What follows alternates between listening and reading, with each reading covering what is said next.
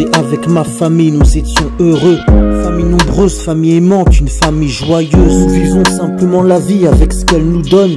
Avec mes amis, on partait ensemble à l'école. Jouons ensemble sur le chemin, on joue, on rigole. Croisant les enfants du quartier, les cousins voisins. Voyant le sourire des mamans tenant leur commerce. Chaque jour je voyais des sourires sur tous ces visages. La paix régnait entre nous dans ce beau paysage. Ne pouvant imaginer venir le mauvais présage. La guerre est soudainement venue, a fait son entrée.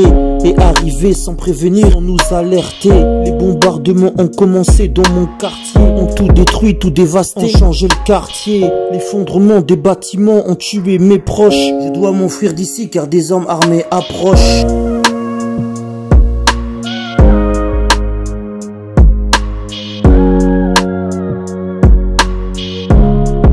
Génocide et barbarie.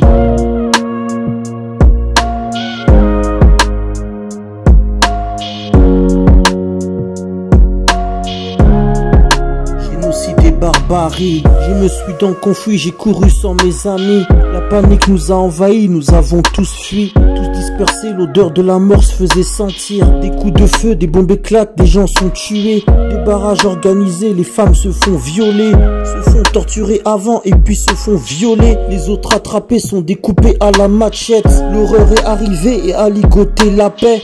Nous avons tous fui dans les champs et dans les forêts, cherchant un endroit où se cacher de cette barbarie. Personne n'est épargné, des vieillards jusqu'aux enfants.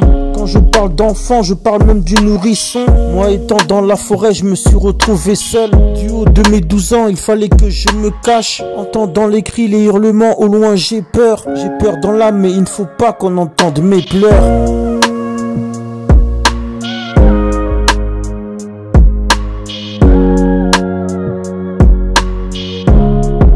Génocide et barbarie.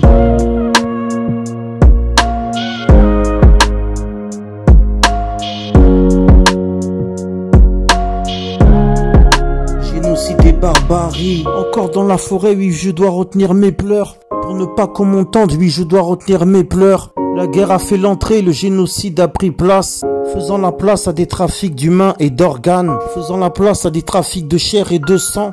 Ils ont sacrifié toute ma famille, tout mon quartier. Le pays à feu et à sang dans plusieurs endroits. Je n'ai pas d'endroit où aller, je vais mourir là. Les journées passeront pas, je n'ai pas de quoi manger. Je maigris à vue d'œil, en plus je me suis blessé. Cette blessure sans soigner est en train de s'infecter. Je vais tenter de remarcher pour sortir de cette forêt. Utiliser mes dernières forces pour faire cet effort. Si je dois mourir, je veux qu'on puisse retrouver mon corps. Je n'entends plus personne autour de moi et j'ai froid. En pensant à mes proches tués, mes amis perdus. Pour eux, je vais rester en vie, raconter cette histoire. Je me mets donc au pas et je marche pour sortir de là.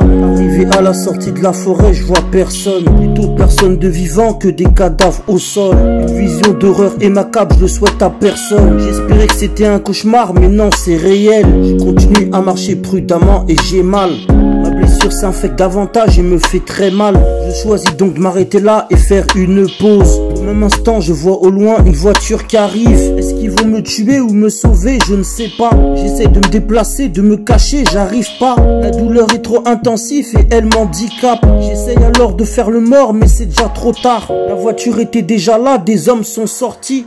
Avec des machettes aiguisées, ils m'ont découpé. Pitié, pitié, non.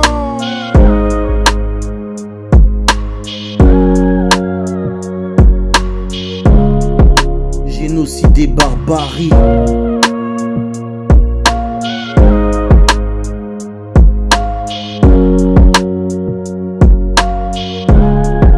Génocide et barbarie. Tous les pays, tous les peuples qui sont victimes de guerre, qui sont victimes de génocide, victimes de barbarie. Pour tous ceux aussi qui l'ont été, mais qui ne le sont plus. Pour tous ces morts.